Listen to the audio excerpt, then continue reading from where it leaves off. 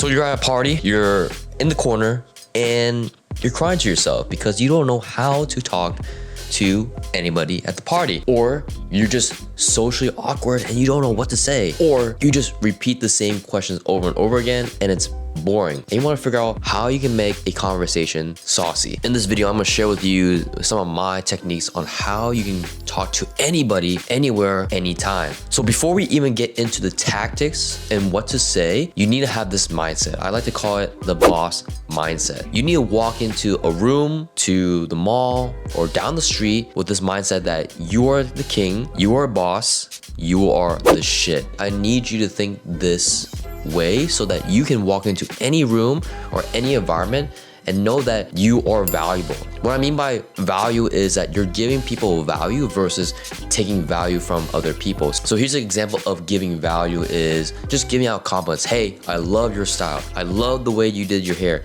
And this is gonna perceive you as confident as well because you are okay giving value versus having someone say, hey, I need to receive something to feel a certain way. And when you're valuable, when you give value, you are charismatic, you care about other people, you're empathetic, and this is gonna help you walk into any room and imagine that you're gonna make someone's day. Here's a great scenario as well. It's like if you go to a coffee shop and you ask someone how they're doing, how their day is, and you give them a compliment, say, hey, I love your energy. I guarantee you're gonna make their day and it's gonna brighten their lives up. As someone who works in customer service, you're going through the day-to-day activities of not being appreciated, not seen as human, and people are just there to get coffee. But when you give someone value, it brightens their day up, you make their day, and they'll remember you and they'll actually treat you better the next time they see you at the coffee shop. So imagine everybody that you talk to is a barista, does customer service, they have a bad day, and you are giving them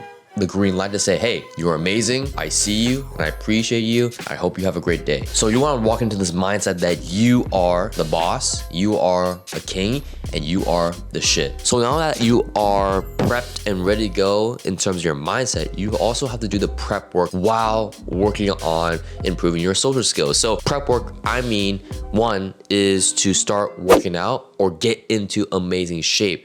And here's a sad reality of life is that looks matter and your first impression also matters. Yes, personality, the way you speak, your intonation, great. But if you want to optimize everything in terms of attraction, you want to look your best at all times. You are a walking billboard. If you're lean, in shape, and you look amazing in your clothes, great. This is gonna give you a good baseline in terms of attraction, and it'll make you look like you take care of yourself, which you do. So making sure that you're in shape is gonna be the first thing that you do in terms of prep work. Number two is understanding your story. Understanding your story, your upbringing, your experiences, as well as also bringing your insecurities and vulnerability, because this is gonna give you that character that most people don't get. And if you're able to bring this to the conversation, I guarantee you the conversation is gonna flow, it's gonna be fun, it's gonna be interesting, and most likely the person is gonna be more interested to talk to you because of your interesting story. You're not just a robot. You're not just another tech bro in Seattle. Making sure that you understand your story, your character, your experiences, and your vulnerabilities. Piggybacking off insecurities, understanding what your flaws are in terms of conversation. Do you stutter a lot? Do you talk too fast? Do you rely on interview questions?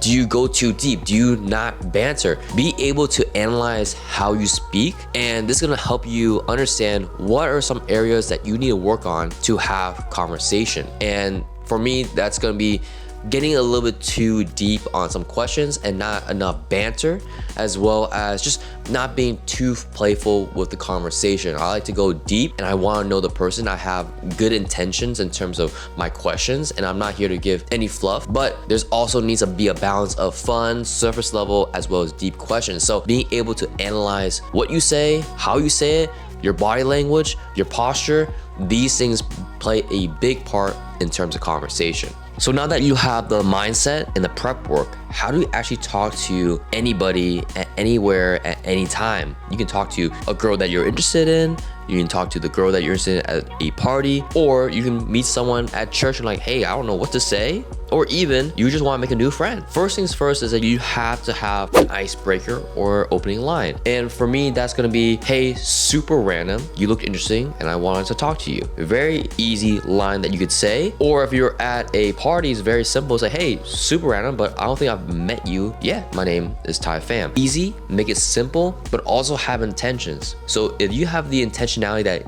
she actually looks interesting and you want to meet her, just say that. Or if you are captivated by her style, a great way to say super random, but I just love your style.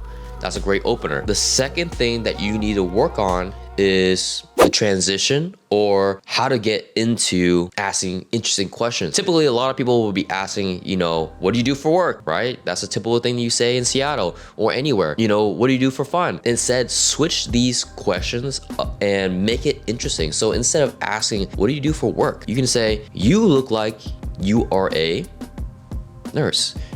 You seem like you are a doctor. Make it an assumption or do a cold read on what this person does. And you can do this for anything. You don't have to do career. You can do like, it seems like you are a traveling nurse. It seems like you are a loyal girlfriend. Something random. You can literally say anything. You can literally say anything and it will spark up a conversation. It doesn't matter if you're right. It doesn't matter if you're wrong.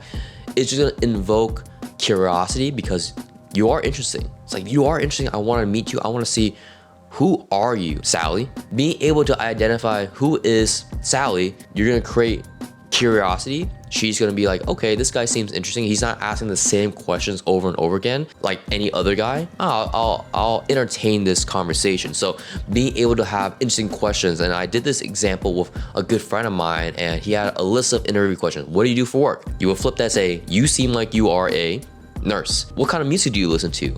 You seem like you would listen to Christian rap. What's your favorite hobby? Oh, you look like you're like a hiker girl, right? You look like you spend 2 hours driving up a deserted island and going on a hike.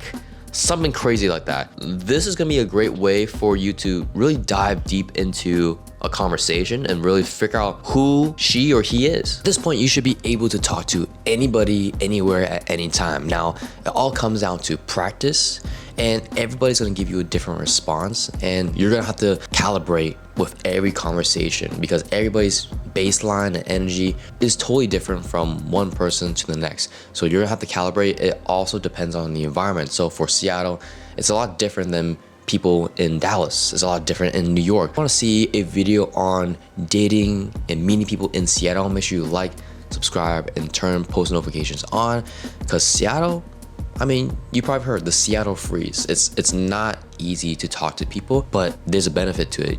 You actually gain a huge advantage once you go travel to other places, because it's playing social game on easy mode once you travel. I'm playing dating on hard mode right now. But now if you want to meet amazing people in your city and you want to have people that actually are interesting, that are high quality, that have great conversations, and you're not just there to cold approach and just go blind, I have a special announcement for you. If you want to be part of a network where you're interacting with 6-figure, 7-figure men that are doing well or looking for excellence, that are trying to be better leaders, better fathers, better husbands, and also socialize with women that are high quality, that actually want to talk to you and are vetted, make sure you comment the word network and I'll reach out to you. We'll figure out a game plan on how we can actually get you integrated and network with these amazing people. With that being said, hope this video was helpful. Make sure you like, subscribe, turn post notifications on. We're going to be doing a lot more videos on social skills, social game,